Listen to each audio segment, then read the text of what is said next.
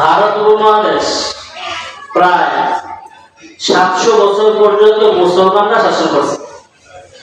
কারা শাসন করছে? কয়শো বছর? 700 বছর মুসলমান শাসন করেছে। 700 বছরের পরে 1757-তে মুসলমানদের সর্বশেষ নবাব সিরাজউদ্দৌলার পরাজয়ের মাধ্যমে সিরাজউদ্দৌলার পরাজয় হয়েছে মির্জাফরের বেইমানির কারণে। একজন মুসলমান বেইমানি করেছে, বিশ্বাসঘাতকতা করেছে, তার কারণে মুসলমানরা 700 বছরের তাদের রাজ্য পরিচালনা, তাদের ক্ষমতা থেকে তাদেরকে নেমে যেতে হয়। সেখান থেকে শুরু হয় ইংরেজদের শাসনামল। কাদের শাসন? ইংরেজরা প্রায় 190 বছর শাসন করে। ভারত উপমহাদেশে কি করছে? 190 বছর শাসন করছে। 190 বছরের মধ্যে প্রথম তাদের টার্গেট হলো আমাদের বিরোধী কে? তো ইংরেজরা দেখছে আমাদের বিরোধী হইতো মুসলমান। তখন যে কোনো জায়গায় মুসলমান পাইলেই তাদেরকে অন্যায় ভাবে অপরাধ, পাক আর না পাক, কিছু হোক আর না হোক, মুসলমান পাইলেই ধরো, দইরা জবাব করে দাও, দইরা ফাঁসি দিয়ে দাও। আলেম পাইলে তো কোনো কথাই নেই। তো প্রথম প্রাথমিক পর্যায়ে তারা বেশি কিছু করে নাই। যখন ইংরেজরা প্রায় 100 বছর শাসন করছে, কয়শো বছর? 100 বছর শাসন করার পর এই সময়ের মধ্যে 100টা বছর মুসলমানরা নির্যাতিত হইতে হইতে হইতে হইতে এমন একটা কোন ঠাসায় পরিণত হয়েছে যে মুসলমানদের কথা বলার আর কোনো জায়গা নাই। যখন ইংরেজরা ক্ষমতা পায় তখন দেখছে পুলিশ আলেম, বিডিআর আলেম, ওই সংসদ ভবনে সরকারি যত কর্মকর্তা সবাই কি আলেম। কারণ সব জায়গায় শুধু মাদ্রাসা ছিল। 100 বছরে তাদের 100 বছরের টার্গেটে তারা তাদের লোকগুলোকেই সংসদে রাখছে, ইংরেজদের লোকগুলোকেই কি রাখছে? সংসদে রাখছে। পুলিশ তাদের লোক, বিডিআর তাদের লোক। কয়শো বছরে? 100 বছরের একটা টার্গেট নিয়ে তারা 100 বছর শাসন করেছে। আর ওই সময় মুসলমানদের অবস্থা সুবিধা না অসুবিধা? পুরো অসুবিধা। 100 বছরের মধ্যে 1857 সাল, বলেন কত হয়েছে? 1857 সালে আলেম ওলামারা মিলে শাহ ওলিউল্লাহ মুহাদ্দিস দেহলভী রাহমাতুল্লাহ আলাইহি একটা ফতোয়া দেয়, ঐতিহাসিক ফতোয়া। সে ফতোয়া কি? যে ইংরেজদের বিরুদ্ধে জিহাদ করা ফরজ। এই একটা ফতোয়ায় সারা ভারত উপমহাদেশের যত মুসলমান আছে, যত আলেম আছে, সবাই একজোট হয়ে ইংরেজদের বিরুদ্ধে ঝাঁপিয়ে পড়েছে সারা বাংলাদেশ থেকে। এটা বলা হয় সিপাহী বিপ্লব। মানে হঠাৎ করে মুসলমানরা জাগ্রত হয়েছে যে আমরা আর ঘরে বসে থাকবো না, আমাদের ন্যায্য অধিকার আমরা চাই। মুসলমানরা যখন সারা বাংলাদেশে, সারা ভারত উপমহাদেশে যখন মুসলমানরা ঐক্যবদ্ধ হয়ে আন্দোলনে লাগছে, ওই সময় ইংরেজদের এক ধরনের ভিতরে ভয় কাজ করছে, তাদের ক্ষমতা চলে যাবে। কিন্তু এই ইংরেজদের তাদের কিছু ক্ষমতা ছিল, পুলিশ তাদের, র্যাব তাদের, সব কিছু মিলে তারা তাদের ক্ষমতায় আবার মুসলমানদেরকে পরাজিত করে আর তারা এই আন্দোলনকে দমাইতে সফল হয়। তাহলে ইংরেজরা মুসলমানদেরকে দমায় ফেলেছে। কথা বুঝছেন? এখন এই দমানোর পরে এটা কি শেষ হয়ে গেছে? না। ইংরেজদের এখন টার্গেট হলো যারাই সিপাহী বিপ্লবে যারাই অংশগ্রহণ করেছে সবাইকে ধরো, গ্রেফতার করো, পাকড়াও করো। রাজনৈতিক ভাবে মুসলমানদেরকে পঙ্গু করে দিয়েছে, অর্থনৈতিক ভাবে, ধর্মীয় ভাবে মুসলমানদের মধ্যে ঝগড়া লাগিয়ে গেছে। ইংরেজরা কয়েকটা কাজ করছে।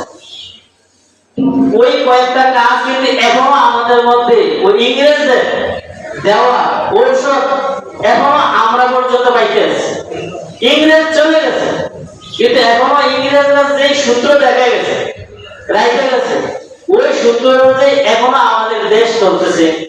এখনো ভারত উপমহাদেশ সবকিছুই কি তাদের মধ্যেই চলতেছে। তারা কি করেছে? এক নম্বর কাজ করেছে যে ওলামায়ে কেরামকে আর রাজনীতির মাঠে দেখতে চাই না। আগে রাজনীতি করতো কারা? আলেম ওলামা। বলেন আগে রাজনীতি করতো কারা? আলেম না। 800-700 বছর শাসন করছে কারা? মুসলমান না। মুসলমানরা তো ভারত উপমহাদেশে শাসন করছে, সেখানে রাজনৈতিক নেতা ছিল কে? আলেমরা। কিন্তু ওই সিপাহী বিপ্লবে যখন আলেমরা আবার গর্জে উঠেছে তখন ইংরেজদের কাজ হলো যে সামনে থেকে আর আলেমদেরকে রাজপথে তাদেরকে আর যেন দেখা না যায়, যাকেই পাওয়া যাবে তাকে গ্রেফতার করো। তার মধ্যে যিনি সিপাহী বিপ্লবের যিনি প্রধান নায়ক হাজী ইমদাদুল্লাহ মহাজেরের মক্কি, নাম শুনছেন? হাজী ইমদাদুল্লাহ মহাজেরের মক্কি, এরা ইংরেজের বিরুদ্ধে যুদ্ধ করেছে, প্রথম সারির নেতা, তাকে গ্রেফতার করো। তারপরে কাসেম নানাতবী রহমতুল্লাহ আলাইহি, তাকে গ্রেফতার করো। এরকম ভাবে রশিদ আহমদ গঙ্গোহী, ওনারা ইংরেজদের বিরুদ্ধে শাসন করেছেন, তারা জিহাদ করেছেন, তারা প্রথম সারির নেতৃত্ব দিয়েছেন। ঘোষণা হলো ইংরেজদের মধ্য থেকে, যাও যেখানে এই তিনজনের পাইবা ধরে নিয়ে যারা এদেরকে খুঁজে দিবে তাদের জন্য রয়েছে বিশাল পুরস্কার। এখন এই আলেম ওলামাকে ধরার জন্য বিভিন্ন জায়গায় পুলিশ যাইতেছে কিন্তু পায় না। এখন না আমাদের দেশে ওই কোন নেতা আজকে করে উল্টা পাল্টা ইসলামের বিরুদ্ধে বলে আর বলার কারণে এখন ফেসবুকে কি ভাইরাল চিনা যায়। কিন্তু আগে কি ফেসবুক আছে? আগে তো হুসাইন আহমদ মাদানি কে পুলিশে চিনে না। আন্দোলন করেছে হাজী ইমদাদুল্লাহ মহাজেরের মক্কি, ওনারা তো কেউ ছিলেন না। এখন হাজী ইমদাদুল্লাহ মহাজেরের মক্কি গ্রেফতার করানো হয়েছে। এখন উনি তো বাড়ি থাকতে পারতেছে না, বাড়িতে থাকা সম্ভব না। তো ওনার একজন মুরিদের বাড়িতে যা বলতেছে আমি তোমার বাড়িতে থাকবো। মুরিদ প্রতাপশালী রাও আব্দুল্লাহ খান, নাম কি? রাও আব্দুল্লাহ খান, উনি হলো কোরআন মুরিদ।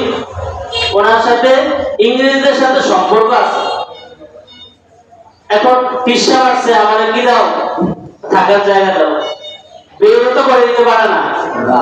তো ঠিক আছে, তাহলে আপনাকে তো ভালো কোনো রুমে আমি দিতে পারবো না। আমার ঘোড়ার যে ঘর আছে, ঘোড়ার ঘরের ভিতরে আপনি থাকতে হবে।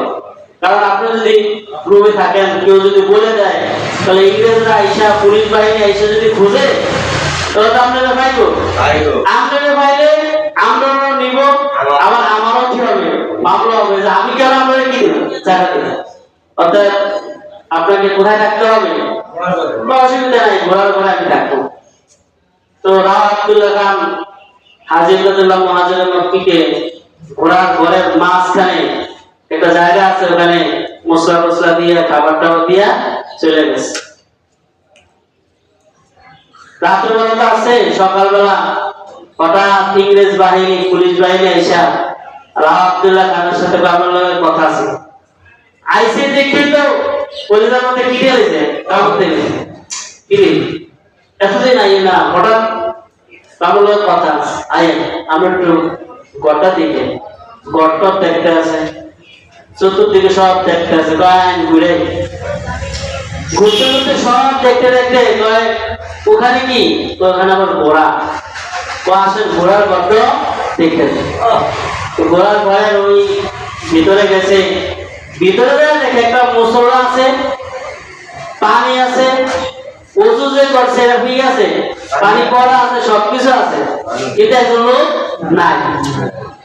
রাও আব্দুল্লাহ খান উনি চিন্তা করলেন কি ব্যাপার, আমি তো হুজুরের রেখে গেলাম, রাত্রে ছিল ওর হুজুরে সবকিছু আছে, হুজুরে নাই। এখন পুলিশের তো বলতে পারতেছে না। যাই হোক, পুলিশ দেখছে যে এখানে কেউ নাই, ওনারা চলে গেছে। কিছুক্ষণ পরে আবার আইসা দেখে হাজী ইমদাদুল্লাহ মহাজের মক্কি রহমতুল্লাহ আলাইহি ওই মুসলমানের মধ্যে সিজদার মধ্যে আছে। আল্লাহর জন্য যারা বিপ্লবী হয়, আল্লাহর জন্য যারা বিপদে পড়ে, আল্লাহ তাআলা তাদেরকে বিপদ থেকে উদ্ধার করে। তা হাজী ইমদাদুল্লাহ মহাজের মক্কি উনি দেখলেন যে দেশে তো নিরাপত্তা নাই, তখন উনি ওই ভারত উপমহাদেশ ছেড়ে উনি মক্কাতে হিজরত করে চলে যান। এই জন্য ওনার নাম হয় হাজী ইমদাদুল্লাহ মহাজের হিজরত করে মাক্কি মানে কি মক্কায় চলে গেছে। তাহলে আলেম ওনারা ইংরেজদের বিরুদ্ধে জিহাদ করেছিলেন। ইংরেজরা আবার গ্রেফতারি পরোয়ানা করলেন কাসেম নানাতুরি, উনি আবার দেশ ছেড়ে যায় না। ওনাকে তো কেউ চিনে না। পুলিশ আইসা একদিন রাস্তার পাশ দিয়ে যাইতেছে, আর কাসেম নানাতুরি রহমতুল্লাহ আলাইহি উনি রাস্তার পাশে বসা। উনি দেখছে পুলিশ দেখছে, দেখে দোয়া হুজুরত করতেছে, লা ইলাহা ইল্লা আনতা সুবহানাকা ইন্নী কুনতু মিনাজ জালিমিন, লা হাওলা ওয়ালা কুওয়াতা ইল্লা বিল্লাহ। এই দোয়া হুজুরত করতেছে, আর পুলিশ বাহিনী আসি দিয়া গেছে। মানে একটা ভয় আছে না যে আইতাছে। যারা অপরাধী তারা তো পুলিশ দেখে দৌড় দিত, আর দৌড় দিলেই তো শব্দ হবে, দৌড় দিচ্ছে কিলে। কিন্তু ওনার ভিতরটা সাহস কাজ করছে যে আল্লাহর জন্য আমরা করেছি, আল্লাহ আমাদের হেফাজত করবে। আর জিহাদ করছে কার জন্য? আল্লাহর জন্য করেছে, এজন্য আল্লাহ আমাদের হেফাজত করবে, করতে পারে না। আরেকদিন কাসেম নানাতুরি রহমতুল্লাহ আলাইহি মসজিদের মধ্যে বসা, আয়েশা পুলিশ বাহিনী আয়েশা বলতেছে, কি ব্যাপার? এখানে আমরা তথ্য পাইলাম এখানে নাকি কাসেম নানাতুরি নামে কোন হুজুর আছে। ওই কাসেম নানাতুরি রহমতুল্লাহ আলাইহি জিজ্ঞাসা, বুঝলেন না, জিজ্ঞাসা যে এরা নাকি কাসেম নানাতুরি রহমতুল্লাহ আসানোর খবর পেলাম। তো উনি এই জায়গায় দাঁড়ানো, এই দাঁড়ানো থেকে শরীরে অল্প পেয়ে গেছি, কত হয়েছে 2-3 মিনিট খেতে যায়, একটু আগে এখানে বুঝলেন না? উনি লইলে উনি যে হইলা একটু আগে কি ছিল এখানে ছিল। আগে তবে ভালো বাবা বেড়া গেছে, মানে উনি চায় না এভাবে। উনি মানে নিজেই মানে রাস্তাঘাটে চলছে, কিন্তু উনি কোনো না কোনো ভাবে বেঁচে গেছে। তো এটি ধরা খায় না, ধরতে পারে না। রশিদ আহমদ গঙ্গুহি নাম শুনছেন না? ওনার নামও গ্রেফতারি পরোয়ানা। হোসেন আহমদ মাদানি, ওনাদের নামও গ্রেফতারি পরোয়ানা। ওনাদেরকে গ্রেফতার করেছে, ওনারা জেল হাজত কেটেছে প্রায় 9 বছর। কয় বছর? 9 বছর পরে ইংরেজ বাহিনী ইয়া দিয়ে দিল, ঠিক আছে এখন থেকে যারা আমাদের বিরুদ্ধে সিপাহী বিপ্লবে অংশগ্রহণ করেছে সবাইকে আমরা সাধারণ ঘোষণা করে দিলাম, সাধারণ ক্ষমা। এভাবে সাধারণ ক্ষমা করে হয়েছে আলেম ওলামা। তবে সিপাহী বিপ্লবে ইংরেজদের আরো মুসলমানদের যে একটা ক্ষতি করেছে সেটা অর্থনীতি। কি ক্ষতি? একটা এটা বললাম রাজনৈতিক ক্ষতি, মানে আলেম ওলামা ও রাজনীতি করতে পারবে, মসজিদেও না মাদ্রাসাও না, আলেম ওলামা চুপ থাকবে, একদম চুপ।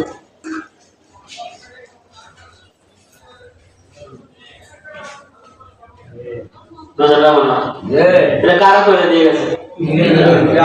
আমরা তো ভুলে গেছি। আমরা কই হুজুর ওয়াজ করবেন, রাজনীতি করার জন্য করতে পারতেন না। এরা কোথেকে আছে? ইংরেজরা দিয়ে গেছে। এখনো পর্যন্ত আমরা যে কোনো জায়গায় কোনো রাজনীতি করা যাবে না। আমি ইমাম সাহেব ব্যাংক দাঁড়াইবো চাকরি বাদ, এরকম গত নির্বাচন অনেক আলেম ওলামা ঢাকা থেকে, অনেক আলেম ওলামা বিভিন্ন দলের থেকে দাঁড়াইছে।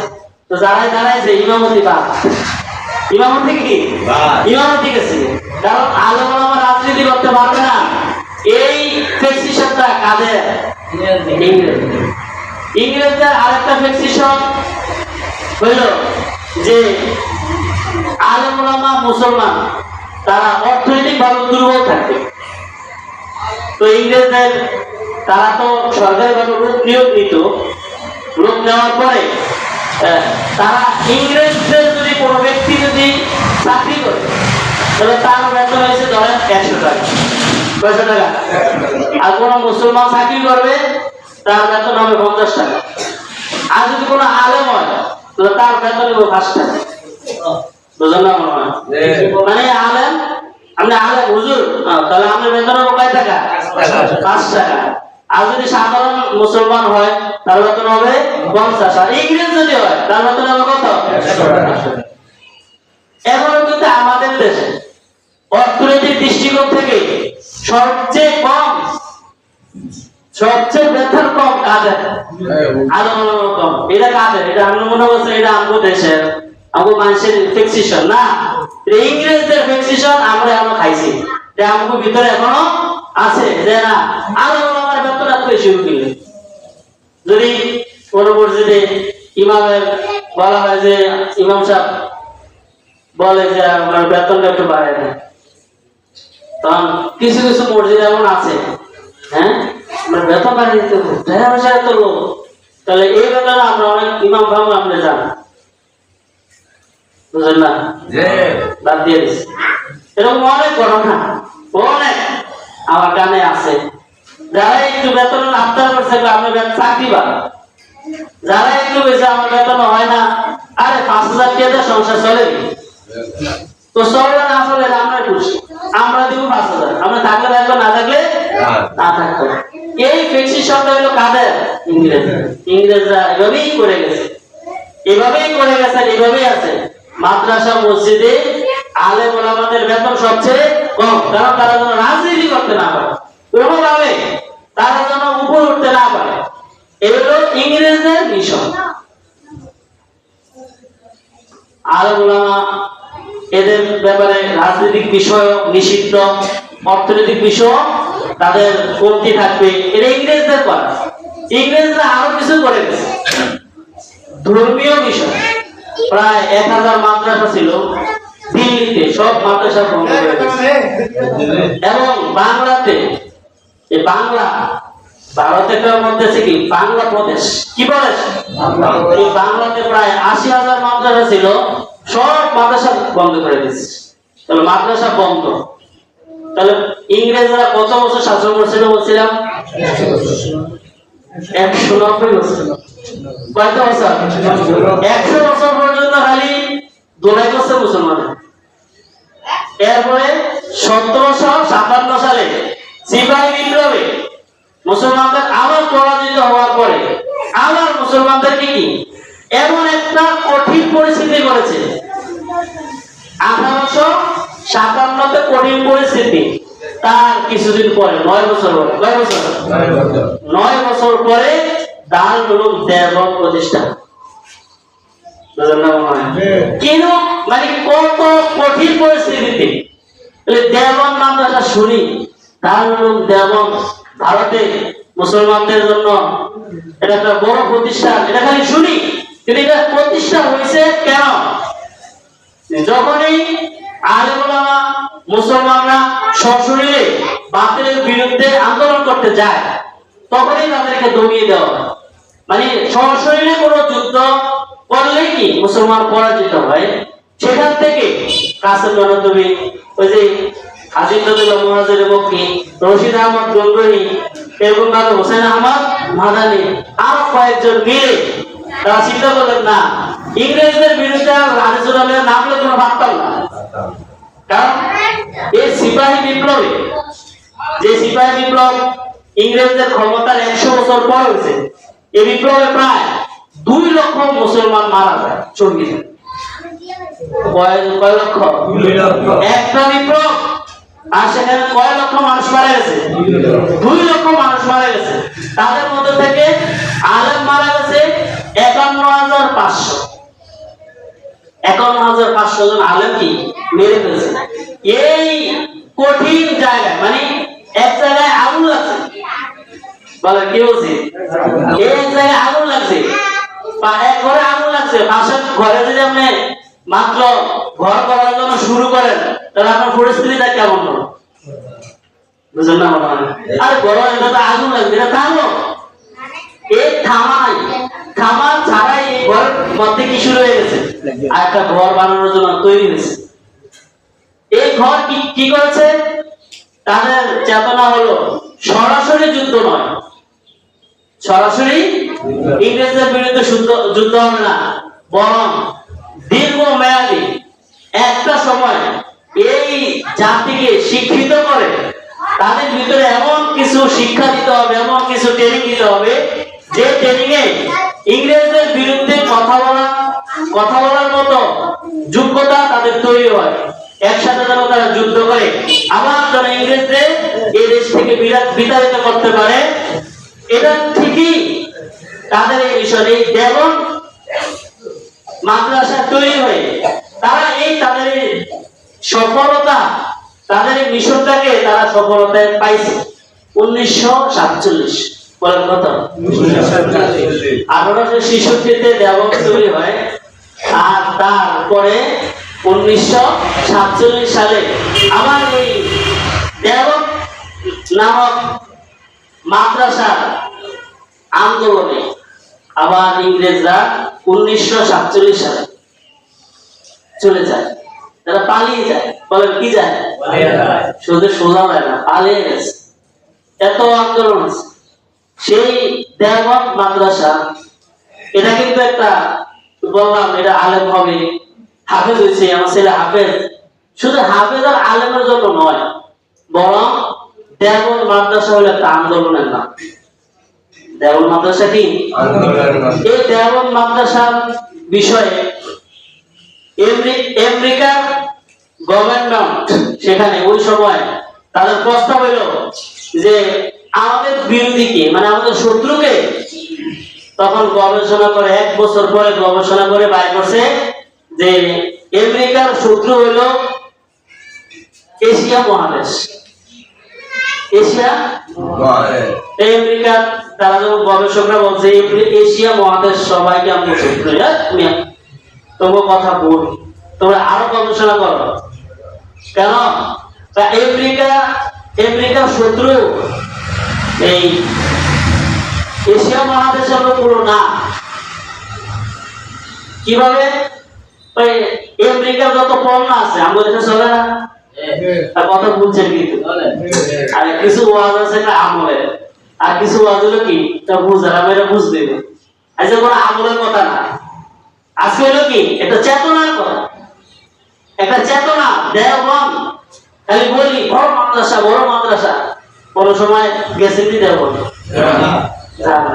কিন্তু দেওবন্দ মিয়া এই আমেরিকার প্রেসিডেন্টও চিন্তা করতে সমস্যা কোথায়, ওইদিকে কি সমস্যা, এদিকে মানে আমগো এদিকে কি সমস্যা, এরা সবাই তো আমাদের শত্রু না, আমগো পণ্য তো তারা কিনে, আমরা কিনি না আমেরিকান পণ্য, আমরা আমেরিকার পণ্য কিনি তো আমেরিকার মতো তারা তো আমাদের শত্রু না, তারা তো আমাদের পণ্য কিনে, তারা তো আমার বন্ধু।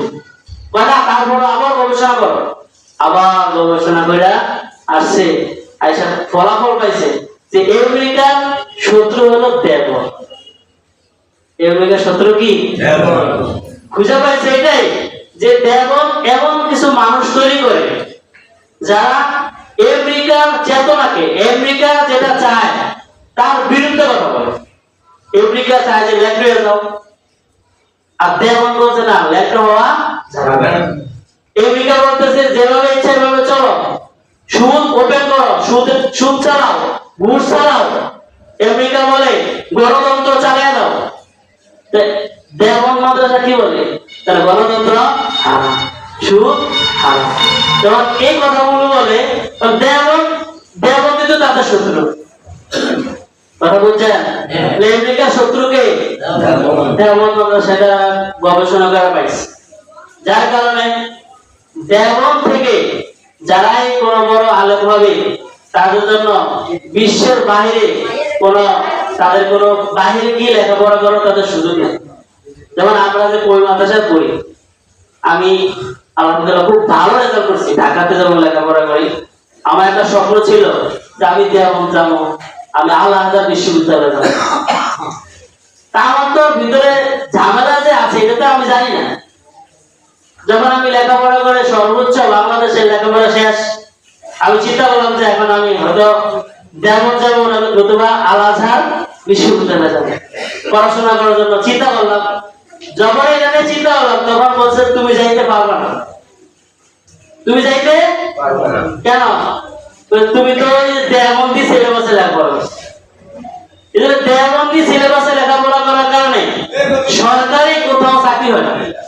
কারণ কি? ওই যে বলছে যে এই ওখান থেকে যাওয়া আমেরিকা আমাদেরকে এই বুঝ দিছে যে না, কোন আলেম তাকে সরকারি চাকরি দেওয়া যাবে না, যে পুলিশ হইতে পারবে না, এইটা হইতে পারবে না। এটা আসলে এই আমাদের ভারত উপমহাদেশকে